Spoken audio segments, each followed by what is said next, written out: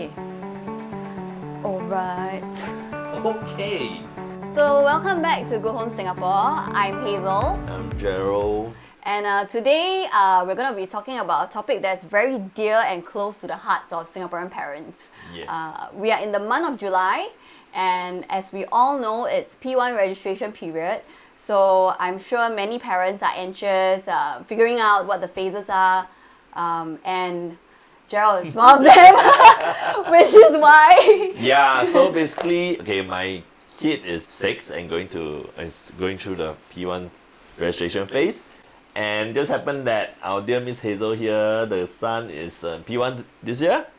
Yep. So I thought this is the best person to get some advice from. Just thinking about that, why don't we just do a simple video just to share with everyone, just to get a little bit more understanding on this. And at the same time, we'll also be sharing on how a property is co-related, very closely knitted and related to primary school registrations. Right, so what will we be touching on today?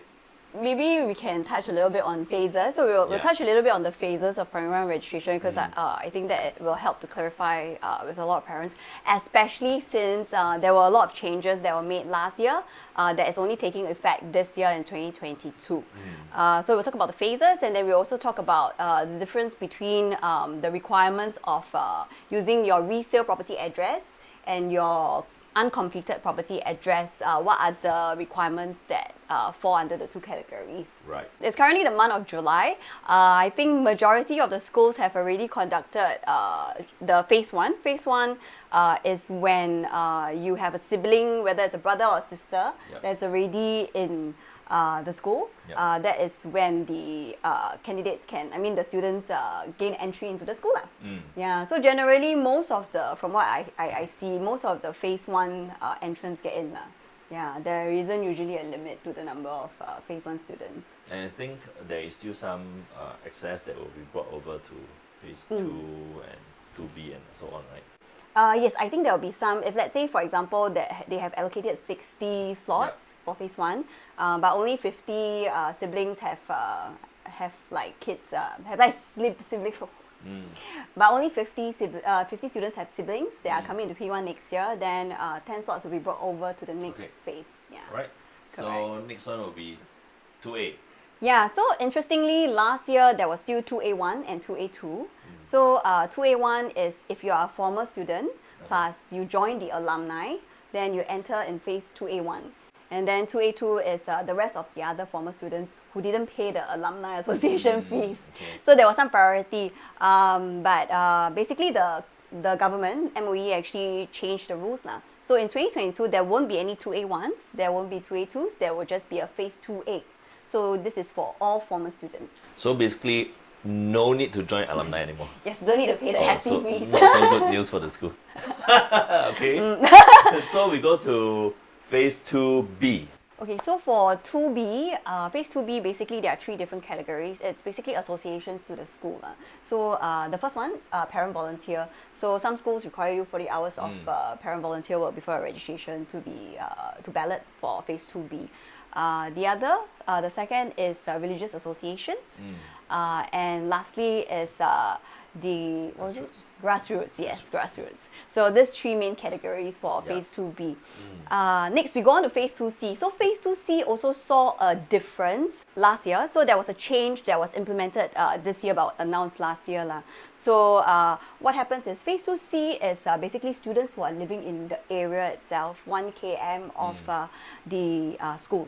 So last year, and the years before that, it was only 20 slots, and whatever that was remaining from the rest of the other earlier phases. But they actually doubled the slots for phase 2C from 2022 onwards. So a total of 40 slots will now be made available in phase 2C.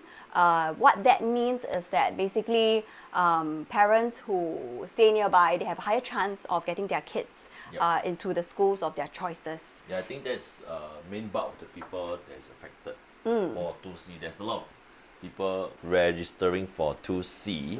Also another good news is because of there's also another new ruling where they actually broaden the perimeter of the boundaries a little bit. Right, rather than just pointing in the middle of the school, they are taking in consideration the boundary of the school towards the house, the property. So it opens up to more people being eligible within the 1 kilometer lah. Right? Yep. So they adjusted the boundary line. So last year, I think a lot of my my sellers, my buyers, they were considering, oh, now my house is within Yeah, the... from not within become within. Yeah, from not Then within. the price can appreciate. It's definitely more appeal to parents for sure. Yeah. Okay. So basically, there is some uncertainty on how do you use the address to register. I think for resale property, it's quite straightforward.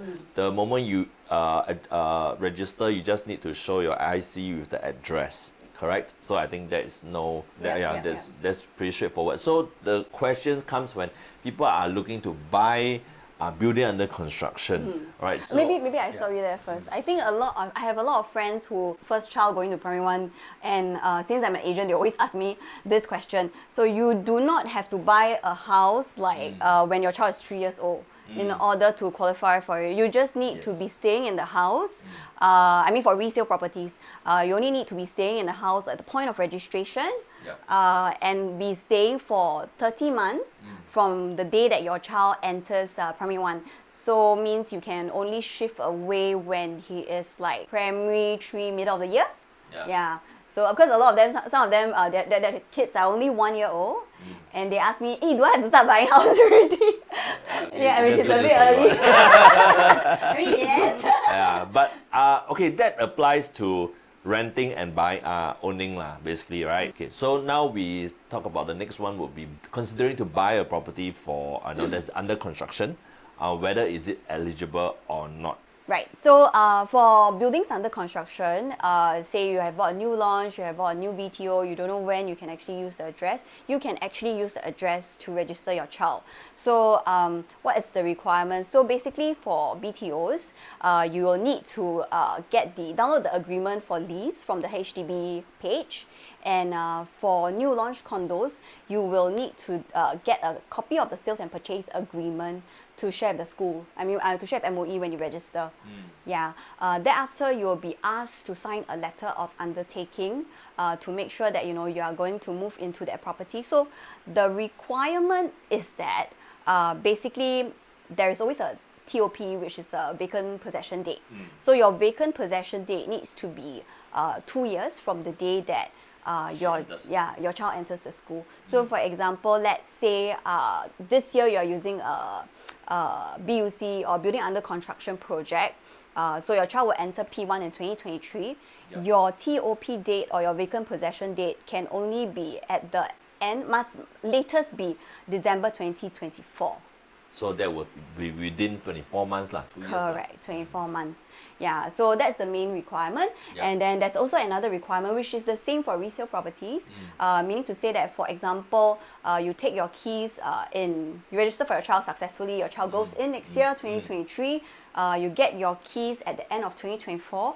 At the end of 2024, you will still need to fulfill the 30 months requirement. You need to stay in the property for 30 months. So you probably, by the time you can actually sell the house, you will be primary 5 mid of the year, which is 2025, 2026, 2027 mid of the year, then you can sell. So these two requirements lah, basically. And if you have you want more clarity on this, I think it's also very good to go and check out the MOE website. They have a very clear website. Actually, you can call them also. I tried calling, and the staff is very friendly. They'll really answer questions with a lot of clarity. But maybe at this time, if you call now, I think quite busy lah. During this so actually we wanted to share with you. So like there are a lot of new launches. There's one that's coming up actually this year. 9th of July, it will be previewing. It's by UOL, Singland, as well as King Leong. This project is called Amor Residence. It's located in Ang Mo Kio Avenue 1. The road that actually leads into it is Ang Mo Kio Rise. This project is actually nicely located, whereby it is located 1 km of 2 popular schools. So regardless your child is a boy or a girl, you have a school of choice for them. So these 2 schools are Aitong Primary School, as well as CHIJ St. Nicholas.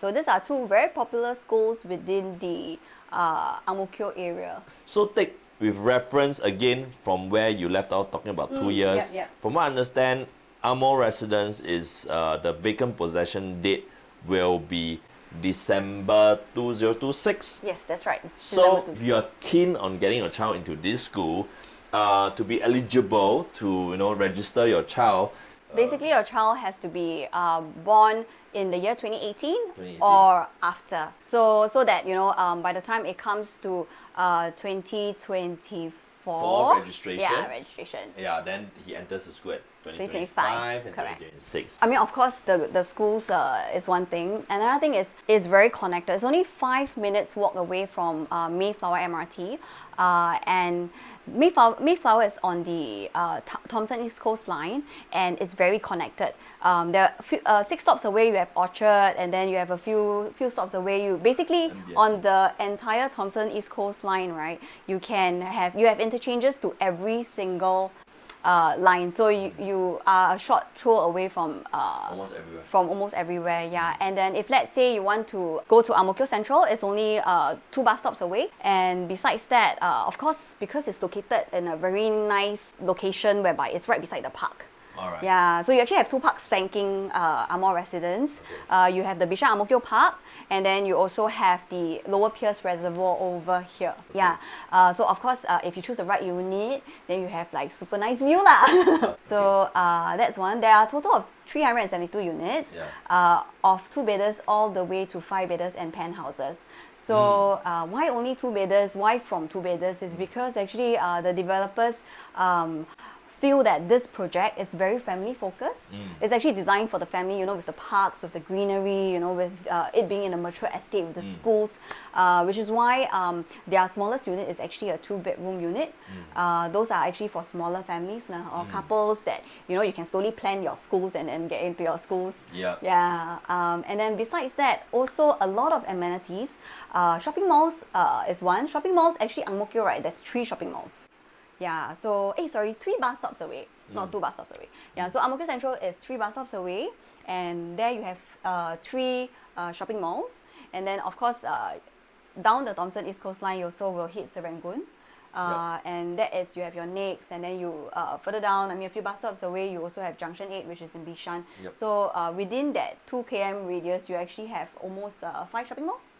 So that's malls. And then if you are like me, which is more of like a I was gonna say marketing, Yeah. No, because sometimes you don't want to go to your supermarket because there's fresh food from the market, right? Like you want to go for your morning market walks. Wet markets. Yeah, wet markets, yes. So there are actually 2 wet markets that are very close to Amor residents, which is your Kaban Baru as well as your Mayflower market. Yeah, and then they also have a food center in those 2 markets. Yeah, and then of course it's also very near to Thomson. I'm sure you're very familiar with the area as well, right? No, not really. Not very. Yeah, a little bit. Okay. Okay. It's very nice. You should, in the mornings, if you have time, you should really head to Lower Pierce Reservoir. Bring your family there because it's actually one of the more underrated parks in Singapore that people don't know about. Because usually people go to Bishan Park, or they go to MacRitchie.